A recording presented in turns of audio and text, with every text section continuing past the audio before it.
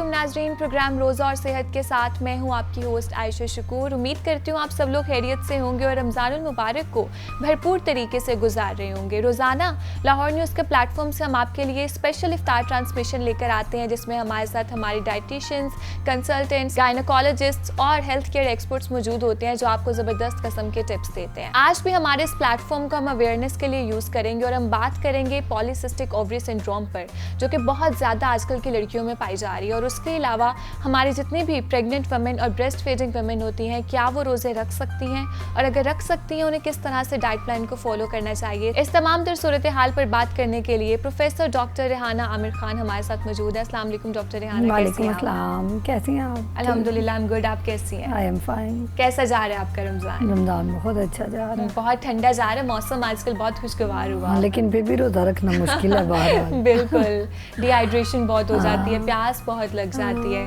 Doctor Rehana, सबसे पहले तो हम बात कर लेते हैं PCOS पे, यानी पॉलीसिस्टिक ओवरी सिंड्रोम। ये आजकल बहुत ज़्यादा हमारी लड़कियों में हो रहा है, इसकी क्या वजह है वैसे? PCOS ये बहुत ही अच्छा टॉपिक आपने चुना। ये इस पॉइंट ऑफ व्यू से टॉपिक है कि ये नियरली समझ लें कि ये प्रॉब्लम 14 ईयर्स ऑफ एज से स्टार्ट हो रही है और 40s तक, 45 तक, यानी सारे रिप्रोडक्टिव एज ग्रुप को ये कवर कर रही है प्रॉब्लम। ये मतलब किसी एक पर्टिकुलर एज ग्रुप पे नहीं है कि उनके 20s में है या 30s में है। ये अर्ली ऑनसेट और उसके बाद ये कोई अगर समझ लें कि अपने 20s में एक्वायर नहीं कर रहा, वो अपने 30s में एक्वायर कर लेता है, 30 ईयर ऑफ एज में एक्वायर कर लेता है। लाइक कोई स्पेसिफिक पैटर्न नहीं है और इसका नियरली 100% रीज़न सिर्फ डाइट है। कि डाइट की जो पर्टिकुलरली अभी हम इस तरह की डाइट यूज़ करते हैं, बहुत ही ज़्यादा रिफाइंड डाइट है। आमतौर पे ये जैसे समझ लें कि बाहर का खाना है, फास्ट फूड है, इसके अलावा सेंसेस है हर एक में। ये सारी चीज़ें ऐसी हैं जिनसे ओवरी सेंसिटिव होती। फीमेल में जो सबसे ज़्यादा मिथ है पाकिस्तान में, तो वो ज़्यादा क्लिनिक पे हर दूसरा मरीज़ जो आता है वही समझता है कि मैं एक्चुअली PCOS एक सिंड्रोम है। PCOS को अगर हम देखें ना, इट्स नॉट अ डिजीज़ हम उस बीमारी को कहते हैं जिसकी सिर्फ एक हो, जिसका एक नुकसान, लाइक समझ लें कि हम गिरे हैं तो हमारी टांग टूट गई, ये एक जी हम कह रहे हैं एक फ्रैक्चर है सिंगल, तो ये एक डिजीज़ है। लेकिन PCOS को सिंड्रोम उस डिजीज़ को कहते हैं जिस जो है तो एक डिजीज़ मगर उसके इफेक्ट बहुत ज़्यादा है, बहुत ज़्यादा, जिसका आपका वेट गेन स्पेक्ट्रम है। एग्जैक्टली, आपके चेहरे पे बाल होंगे, आपका वेट गेन होना शुरू हो जाएगा। इसके अलावा आपके मेंस्ट्रुअल एबनॉर्मेलिटीज़, हमारी में तब्दीलियाँ आना शुरू हो जाती हैं। 2 to 3 मंथ्स इन लोगों को मेंस्ट्रुअल साइकिल ही नहीं होते, लाइक मेंस्ट्रुअल पीरियड्स नहीं होंगे। उसका मैनी टाइम ऐसा होता है कि मेडिकेशन लेनी पड़ती है तो पीरियड्स होते हैं। तो पेशेंट में जो मिथ है सबसे बड़ी, उसके बाद यही जो PCO है ये इनिशियली इसी तरह प्रेजेंट करता है कि जी पेशेंट आपके पास आ जाते हैं मेंस्ट्रुअल इरेगुलरिटी के साथ, बार बार चेहरे का लेज़र करा रहे हैं कि जी बाल बहुत ज़्यादा हैं चेहरे पे। इसके अलावा मतलब एक्चुअली PCO का अगर हम एक सिंगल वर्ड यूज़ करें कि PCO की रीज़न क्या है, तो PCO में हम कहते हैं वो सारे हार्मोन्स जो कि फीमेल्स में नहीं होने चाहिए और जो मेल हार्मोन्स हैं उनका लेवल बढ़ जाता है। मेल हार्मोन जिसे कहते हैं एंड्रोजन, उसका लेवल PCOS में इंक्रीज कर जाता है। तो वो सारे इफेक्ट्स जो एक मेल के लाइक स्किन के फेशियल हेयर्स, आपका स्किन का टेक्सचर, इवन आपकी वॉइस, ये सारे इफेक्ट्स आना शुरू हो जाते हैं। आपके बाल, जैसे मेल में जो फ्रंट बाल्डनेस है वो कॉमन है, फीमेल में फिर आ जाता है कि जी हमारे बाल गिर रहे हैं, फ्रंट बाल्डनेस बहुत ज़्यादा हो गई है। चेस्ट पे हेयर्स, ये सब मेल पैटर्न पे हेयर डिस्ट्रीब्यूशन, मेल पैटर्न पे आपकी स्किन का पैटर्न, मेल पैटर्न पे आपके हेयर्स का पैटर्न, बॉडी का टेक्सचर, सब इवन फिजीक आपकी मेल पैटर्न पे होना चाहिए। फेमिनिज्म कम हो गई ना आपकी। एट द सेम टाइम ये वो इफेक्ट है जो टाइम बीइंग है, फॉर द टाइम बीइंग, जिनको हम कह रहे हैं कि एक पॉइंट पे, कि अगर हम 1 पॉइंट बात कर रहे हैं तो हम कह रहे हैं कि जी आप सिंगल पॉइंट पे आप अपने बच्चे को, छोटी बच्चियाँ लाइक घर में वो चॉकलेट्स, लेज, जो भी what ever they like, ice creams, उसके बाद फास्ट फूड, कोक, ये सब चीज़ें इसी को लेके चल रही है। नेचुरल डाइट से जितना हम दूर जा रहे हैं, अदरवाइज जैसे हम अपने एटीट्यूड्स में बात करते हैं कि हम अपने एटीट्यूड्स में जितना नेचर से दूर जाते हैं, हमें उतने प्रॉब्लम ज़्यादा फेस करने पड़ते हैं। या अदरवाइज जैसे प्रिंसिपल्स ऑफ लाइफ हैं या ज़िंदगी में बाकी रूल्स रेगुलेशन है, हम जितना नेचर के करीब रहते हैं हम बेनिफिशियल रहते हैं। बिल्कुल PCO की सेम ही साइकोलॉजी है। डॉक्टर यानी यही वजह है कि हमारी छोटी छोटी एज की बच्चियां होती हैं, वो उनमें भी ये सारे प्रॉब्लम्स उनमें अराइज होना शुरू हो गए हुए हैं। बच्चों को हम ये नहीं सिखा रहे कि वो वेजिस ले, वो फ्रूट्स ले, पहले आमतौर पे ये कंसिडर किया जाता कोई आया बाहर से उसने एक एप्पल खा लिया, फिर थोड़ी देर बाद जी क्या आया जी किन्नू बैठ के खा लिए, ये खा लिया। फैमिली इकट्ठे बैठते थे तो वो कोई फ्रूट रख लिया, वो सारे खा रहे हैं, इस तरह का अब ये है कि जी सारे इकट्ठे हुए तो फ़ौरन बर्गर खा लो, फ़ौरन फास्ट फूड के लिए चले जाओ, बाहर चले जाओ, पिज़्ज़ा खा लेते हैं मिल के। तो एक्चुअली जो लाइफस्टाइल मॉडिफिकेशन है ना, जिसमें हमारा ईटिंग पैटर्न, ईटिंग हैबिट्स और जो चीज़ें हम खा रहे हैं, हम नेचुरल डाइट से दूर चले गए, स्टीम चीज़ों को हम लाइक ही नहीं करते। हम वो चीज़ें लाइक करते हैं जो स्पाइसी हैं, जिनमें सेंसेस हैं, वो सारा कुछ हम लाइक कर रहे हैं, हम फास्ट फूड को लाइक कर रहे हैं। रिफाइंड फूड अगर हम देखें तो ये एक्चुअली अमेरिकन प्रोडक्शन थी और सबसे ज़्यादा आर्टिकल्स अमेरिका में खुद अब इसके अगेंस्ट हैं कि ये फॉर द टाइम बीइंग तो फीमेल्स में ज़ाहिर है, फिर कल को जब मेंस्ट्रुअल इरेगुलरिटीज़ हैं, ये सारे प्रॉब्लम्स हैं, तो कंसीव करने में भी प्रॉब्लम होगा, प्रेगनेंसी नहीं होगी कल को ना, तो फिर एक अलहदा फीमेल के लिए बड़ा स्ट्रेसफुल मार्क हो जाता है। पाकिस्तान में तो जो ही शादी होती है 6-8 महीने बाद हर एक मतलब ये जी प्रेगनेंसी नहीं हुई, अभी प्रेगनेंसी नहीं हुई। तो एक्चुअली जब आप पीसीओ के साथ हो तो इसको रिवर्ट फ़ौरन नहीं होगा। अगर समझ लें कि आज आपने सोचा है कि मैं आज के बाद कोई भी ऐसी फास्ट फूड और बहुत ज़्यादा कार्ब्स या इस तरह की नेचुरल डाइट, मैं फ्रूट्स वेजीज ज़्यादा खाऊंगी, मैं नेचुरल डाइट पर रहूँगी, तो आपने जब आज ये डिसीजन लिया है, आपको साथ मेडिकल सपोर्ट भी मिले, टैबलेट्स भी मिले जो एंटी एंड्रोजेंस हैं, सारा कुछ है, इन स्पाइट ऑफ डैट आप एक्सरसाइज भी करें, आप अपनी एक्टिविटी को भी इन्हेंस करें, फिर भी आपको 1 ईयर 2 ईयर्स लग जाते हैं पीसीओ से रिवर्ट होने। ये इतना मतलब इम्प्लीकेशन है, समझ लीजिए आपकी बॉडी के अंदर रच बस गई बीमारी, और उसके साइड इफेक्ट्स उसके साथ साथ ही चलते हैं, आप ट्रीटमेंट लेते हो, रिकवर साइड इफेक्ट है जो मैंने आपको कहा फॉर द टाइम बीइंग। अगर हम पीसीओ के लॉन्ग टर्म साइड इफेक्ट पे बात करें, पीसीओ का मरीज उसको कार्डियक इलनेस का प्रॉब्लम होगा लेटर एजेस में, उसको डायबिटीज़ का प्रॉब्लम होगा लेटर एजेस में, उसको ब्रेस्ट कैंसर का प्रॉब्लम होगा लेटर एजेस में, उसको यूट्रस के कैंसर का रिस्क होगा लेटर एजेस में, उसको ओवेरियन कैंसर का रिस्क होगा later. Exactly, this is very alarming. ये एक बहुत सेंसिटिव टॉपिक है जिस पे हम डिस्कशन उस तरह से नहीं होती, अवेयरनेस नहीं दी जाती, और पीसीओएस जिन खवातीन को होते हैं उसके बाद और बहुत ज़्यादा डिजीजेज हो जाती हैं, जैसे कि अभी आप बता रहे हैं। उसके बाद देखिए सबसे पेशेंट मेरे पास आते हैं, वो कहते हैं डॉक्टर साहब ट्रीटमेंट, मैं कहती हूँ दुनिया की वो बीमारी को सबसे अच्छी बीमारी समझे उसको जिसका हल आपके पास है, जिसका सोल्यूशन आपके पास है। आप डॉक्टर पे डिपेंडेंट नहीं है कि आपने सर्जरी नहीं करानी, डॉक्टर आपकी मेडिकेशन ध्यान से नहीं चेंज कर रहा, डॉक्टर आपकी बात ध्यान से नहीं सुन रहा।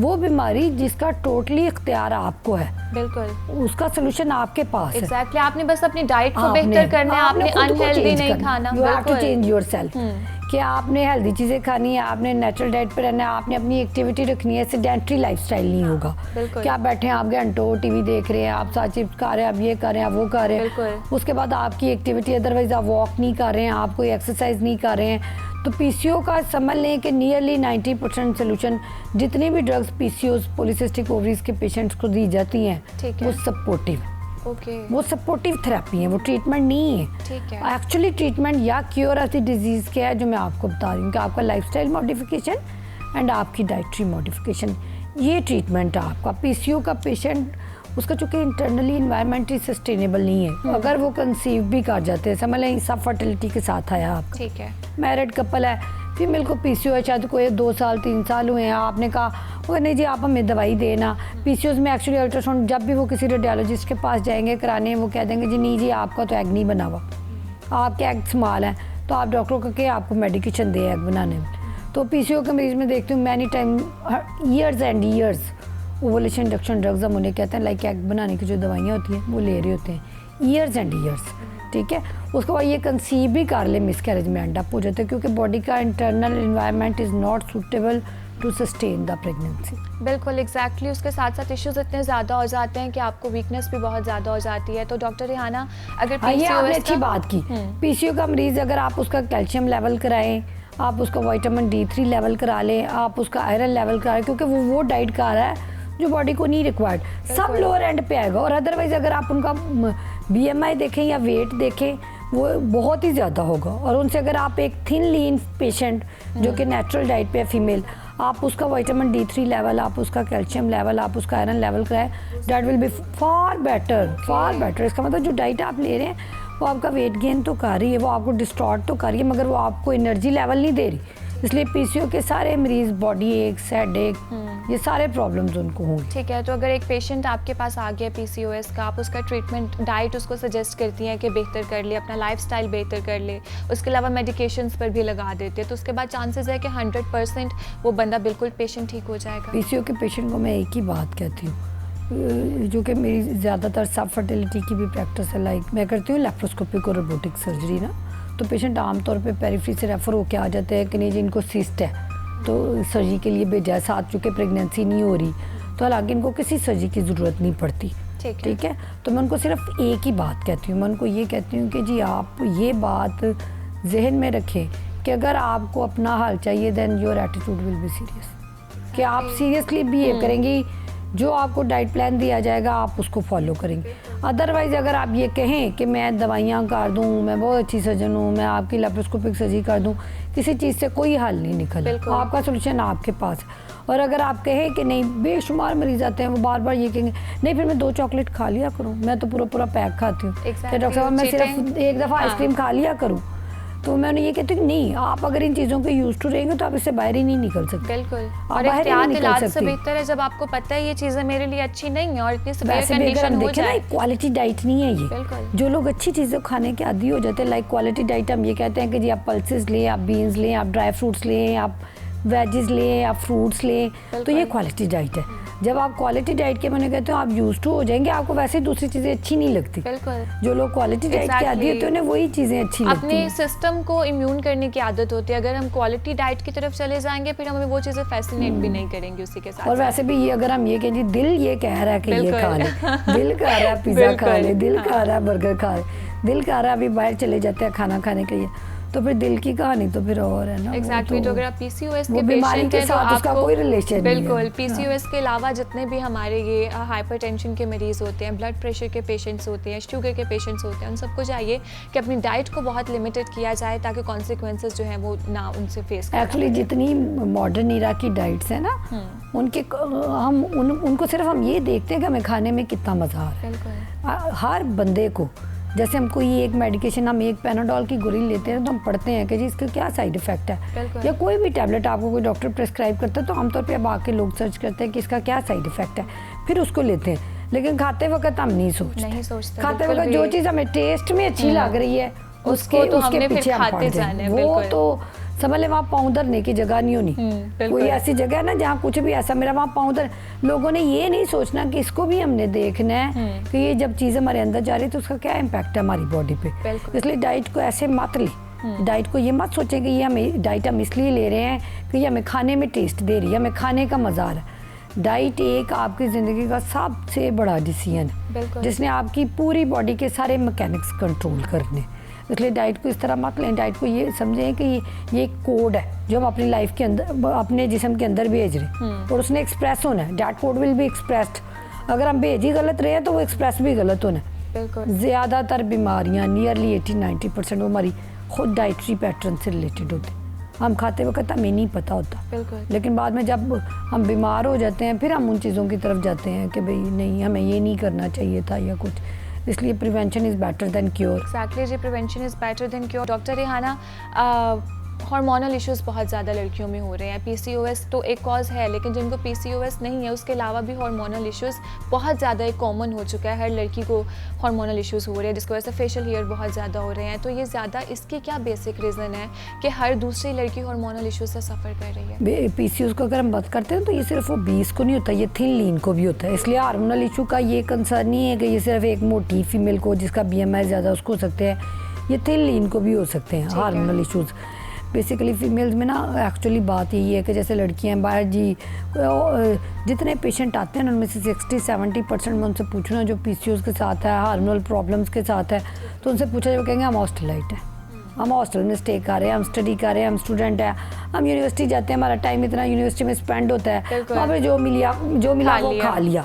अदरवाइज जो मेजर हार्मोनल प्रॉब्लम्स होते हैं ना, जो वो पर्टिकुलर प्रॉब्लम्स होते हैं, लाइक जैसे समझ लो ओवेरियन सिस्ट है कि जी सिस्ट का प्रॉब्लम है, लाइक एंडोमेट्रियोसिस है, ये एक डिजीज़ होती है जैसे जिसके अंदर ना ब्लिस्टर्स हो जाते हैं पूरे पेल्विस में, ब्लड जमता है, तो वो हार्मोनल इम्बैलेंस करती हैं। जो ओवेरियन ट्यूमर्स हैं वो करते हैं, ये डेफिनेट डिजीज़ है, इनका इंसिडेंस कंपैरेटिवली कम है, लेकिन इन सब का इंसिडेंस का रिलेशन भी बड़ी हद तक हमारी डाइट से है, बहुत ज़्यादा। अदरवाइज ट्यूमर्स होते हैं, ब्रेन ट्यूमर काट सकते हैं, हार्मोनल इम्बैलेंस, ठीक, वो उनके इंसिडेंस 1% भी नहीं है, 1 to 2% जो ऐसी डिजीज़ हैं। हालांकि वो भी लिंक्ड है हमारी एक्टिविटी के साथ, सबके साथ, लेकिन वो माइन्यूट इंसिडेंसेस हैं, वो इस तरह के नहीं है कि हम कहें कि जी ये एक पब्लिक प्रॉब्लम है या ये सोशल प्रॉब्लम है। लेकिन अदरवाइज जो हार्मोनल इम्बैलेंसेस है, जिसमें आपने अल्ट्रासाउंड कराया, आपकी यूट्रस नॉर्मल लुकिंग है, आपकी ट्यूब्स नॉर्मल लुकिंग है, आपकी ओवरीज नॉर्मल लुकिंग, मैं तो अल्ट्रासाउंड कराया उस पर तो कुछ भी नहीं आ रहा, लेकिन मेरा हार्मोनल प्रॉब्लम नहीं ठीक हो रहा, मैं तो इतनी दफ़ा लेज़र करा लिया फेशियल का, लेकिन मेरे फेशियल ग्रोथ नहीं ठीक हो रहा, ठीक है, मैं तो सारे आयरन ले लिए, मैंने टॉनिक्स ले लिए, मैंने वाइटामिन ले लिए, लेकिन मेरा हेयर ग्रोथ नहीं ठीक हुआ।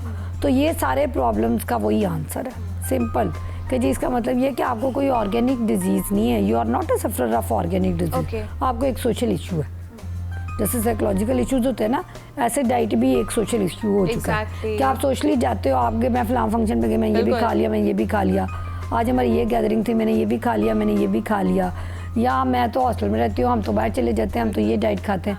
तो एक्चुअली डिजीज़ को किसी हद तक हमने एक डिजीज प्रोसेस से ज़्यादा ना उसको एक सोशल प्रॉब्लम बना लिया। Exactly, and you have to take it very seriously, क्योंकि एक डाइट बेहतर करने से आप अपना पूरा लाइफस्टाइल भी बेहतर कर सकते हैं। डॉक्टर रेहाना, क्विकली मुझे ये बताएं कि जितनी भी हमारी प्रेग्नेंट वुमेन हैं, उनको ये कन्फ्यूजन है कि वो रोज़ा रख सकती हैं या नहीं, तो आप क्या कहना चाहेंगे इस बारे में? रोज़ा एक, देखें एक्चुअली तो रोज़ा एक रिलीजियस एक्ट, बिल्कुल, ठीक है, तो अगर ये बात की जाए कि जी रोज़ा छोड़ना ना छोड़ना जायज़ है ना जायज़ है, वो कहानी है। और पेशेंट आते हैं तो पेशेंट बेशुमार पेशेंट ये कहते हैं कि मुझे डिजीनेस होती है। एक तो वो पेशेंट हैं, देखिए दो लाइनें, जैसे मैंने एक लाइन ड्रा कर दी, एक तरफ वो पेशेंट है जिनको हाइपरटेंशन है, जिनको डायबिटीज़ है, जिनको एक प्रॉब्लम है, जो कि अदरवाइज ही बड़ी मुश्किल से अपना प्रेगनेंसी का टाइम गुजार रहे हैं, जिनको बेशुमार वॉमिटिंग है प्रेगनेंसी में, जो जिनकी हेल्थ ही सिक हेल्थ है ड्यूरिंग प्रेगनेंसी में, जो एक सस्टेनेबल लेवल पे नहीं आ रहे, वो तो खुद ही नहीं रखते, ना वो डॉक्टर से आके पूछेंगे कि मैंने रोज़ा रखना है कि नहीं। प्रेगनेंसी एक्चुअली एक फिजियोलॉजिकल कंडीशन है।